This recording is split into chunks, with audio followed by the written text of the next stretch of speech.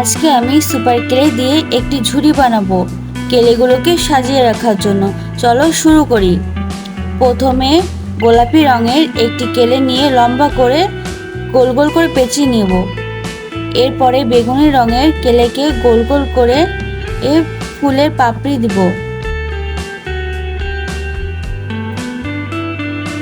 পাপড়িগুলোকে সুন্দর করার জন্য একটু ডিজাইন করে নিলাম। এভাবে আমি সবগুলো ফুল করে নিব। কিছু পেঁচানো কেলেও করে নিব। এরপরে একটা প্লাস্টিকের কৌটার উপরে বড় একটা ফুল দিয়ে পেঁচানো কেলেগুলোকে সাজিয়ে রাখবো। আঠা দিয়ে সবগুলোকে লাগিয়ে নিব। এই তো হয়ে গেল একটা ঝুড়ি।